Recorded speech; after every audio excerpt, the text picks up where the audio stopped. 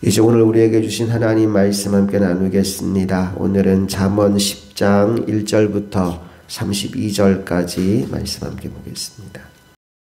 제 10장 솔로몬의 잠언이라.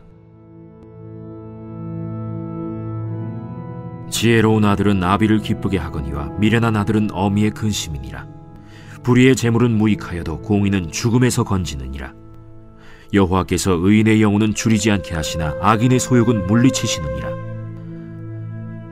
손을 게으르게 놀리는 자는 가난하게 되고 손이 부지런한 자는 부하게 되느니라. 여름에 거두는 자는 지혜로운 아들이나 추수 때에 자는 자는 부끄러움을 끼치는 아들이니라. 의인의 머리에는 복이 임하나 악인의 입은 독을 머금었느니라. 의인을 기념할 때에는 칭찬하거니와 악인의 이름은 썩게 되느니라. 마음이 지혜로운 자는 계명을 받거니와 입이 미련한 자는 멸망하리라. 바른 길로 행하는 자는 걸음이 평안하려니와 굽은 길로 행하는 자는 드러나리라. 눈짓하는 자는 근심을 끼치고 입이 미련한 자는 멸망하느니라. 의인의 입은 생명의 샘이라도 악인의 입은 독을 머금었느니라. 미움은 다툼을 일으켜도 사랑은 모든 허물을 가리느니라. 명철한 자의 입술에는 지혜가 있어도 지혜 없는 자의 등을 위하여는 채찍이 있느니라. 지혜로운 자는 지식을 간직하거니와 미련한 자의 입은 멸망에 가까우니라. 부자의 재물은 그의 견고한 성이요 가난한 자의 궁핍은 그의 멸망이니라. 의인의 수고는 생명에 이르고 악인의 소득은 죄에 이르느니라. 훈계를 지키는 자는 생명길로 행하여도 징계를 버리는 자는 그릇 가느니라. 미움을 감추는 자는 거짓된 입술을 가진 자요 중상하는 자는 미련한 자이니라. 말이 많으면 허물을 면하기 어려우나 그 입술을 제어하는 자는 지혜가 있느니라. 의인의 혀는 수는과 같거니와 악인의 마음은 가치가 적으니라. 의인의 입술은 여러 사람을 교육하나 미련한 자는 지식이 없어 죽느니라. 여호와께서 주시는 복은 사람을 부하게 하고 근심을 겸하여 주지 아니하시느니라. 미련한 자는 행악으로 낙을 삼는 것 같이 명철한 자는 지혜로 낙을 삼느니라. 악인에게는 그의 두려워하는 것이 임하거니와 의인은 그 원하는 것이 이루어지느니라. 회오리 바람이 지나가면 악인은 없어져도 의인은 영원한 기초 같으니라. 게으른 자는 그 부리는 사람에게 마치 이의 식초 같고 눈의 연기 같으니라. 여호와를 경외하면 장수하느니라. 그러나 악인의 수명은 짧아지느니라. 의인의 소망은 즐거움을 이루어도 악인의 소망은 끊어지느니라. 여호와의 도가 정직한 자에게는 산성이요 행악하는 자에게는 멸망이니라. 의인은 영영이 이동되지 아니하여도 악인은 땅에 거하지 못하게 되느니라. 의인의 입은 지혜를 내어도 패역한 혀는 배임을 당할 것이니라. 의인의 입술은 기쁘게 할 것을 알거늘 악인의 입은 패역을 말하느니라.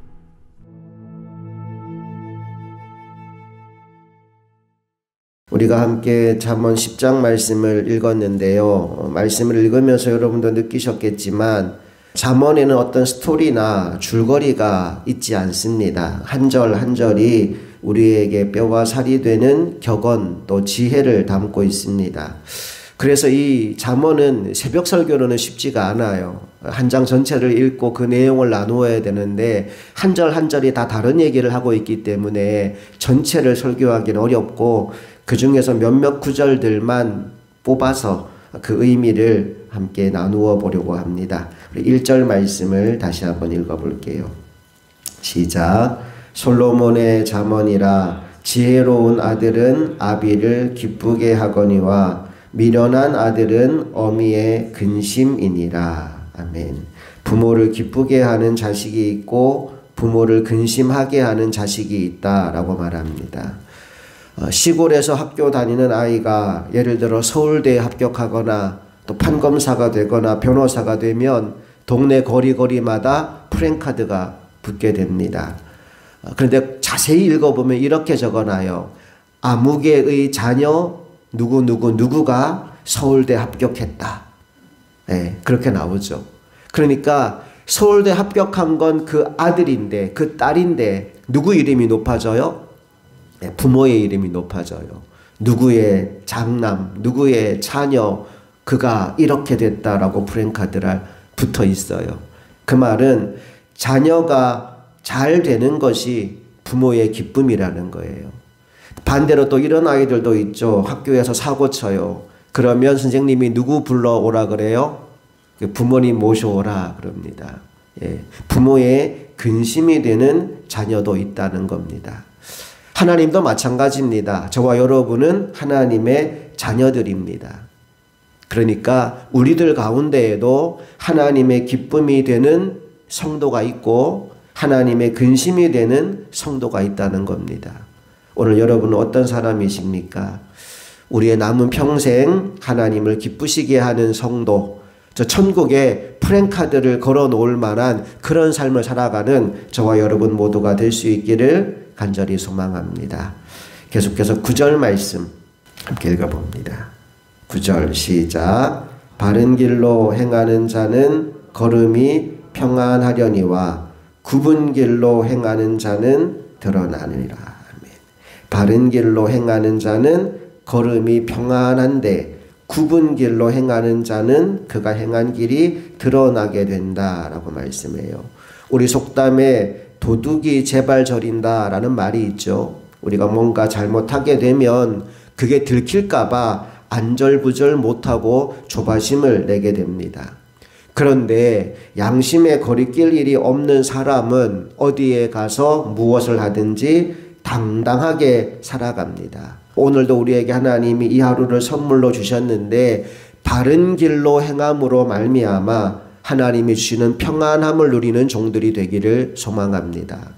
우리가 그렇게 바른 길로 갈 때 1절에 말씀 나온 것처럼 우리는 하나님의 기쁨이 되는 자녀가 될 줄로 믿습니다. 계속해서 12절 말씀으로 가볼게요. 12절 시작. 미움은 다툼을 일으켜도 사랑은 모든 허물을 가리느니라. 한 번 더 읽어봅니다. 미움은 다툼을 일으켜도 사랑은 모든 허물을 가리느니라. 사랑의 본질은 허물을 가려주는 겁니다. 허물을 덮어주는 겁니다. 하나님은 사랑이십니다. 그래서 우리가 사랑하며 살기를 원합니다.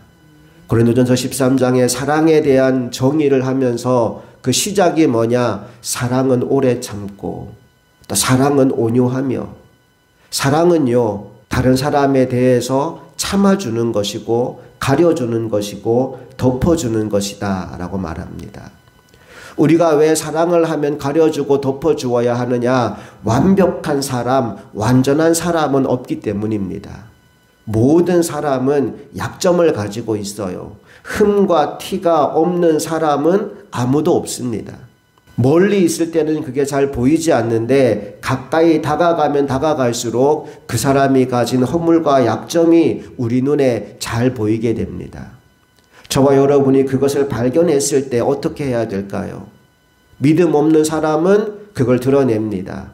그리고 소문냅니다. 그 사람을 망신시키고 그 사람을 무너지게 만듭니다.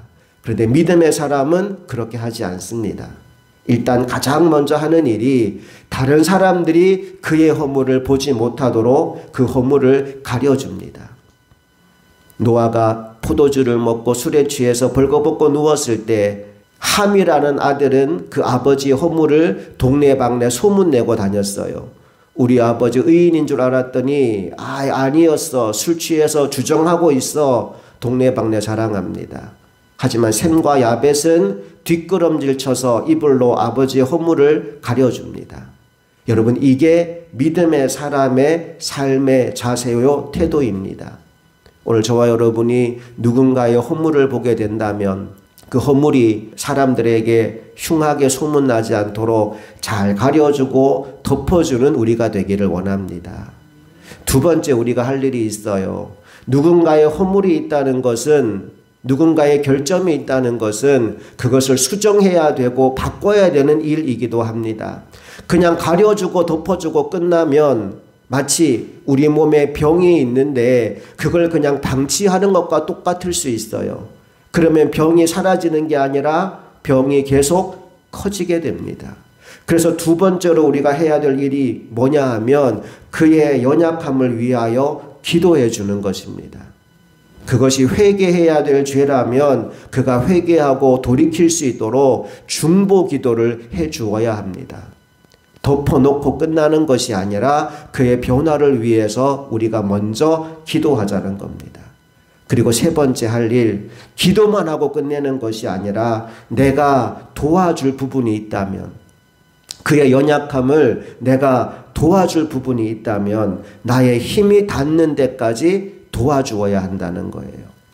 하나님이 아담 옆에 하와를 만드시면서 뭐라고 말씀하셨느냐 하면 돕는 배필이라고 말씀하셨어요. 부부를 만나게 하신 이유는 서로가 서로를 도우라고 붙여주신 줄로 믿습니다. 오늘 여러분의 모든 가정이 서로가 서로의 연약함을 도와주는 가정 될 수 있기를 간절히 바랍니다.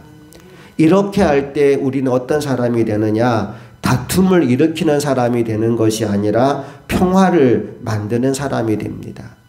누군가의 허물을 들추어내고 허물을 소문내면 다툼이 일어나지만 누군가의 허물을 가려주고 그를 위하여 사랑하는 마음을 담아 간절히 기도하고 또 그의 연약함을 도와줄 때 우리는 평화를 만드는 사람이 되는 거예요. 저와 여러분이 이 하루도 평화를 만드는 사람으로 살아가게 되기를 간절히 바랍니다. 한 절만 더 볼게요. 19절 말씀. 19절 시작. 말이 많으면 허물을 면하기 어려우나 그 입술을 제어하는 자는 지혜가 있느니라. 아멘. 말이 많으면 허물을 면하기 어려우나 그 입술을 제어하는 자는 지혜가 있느니라.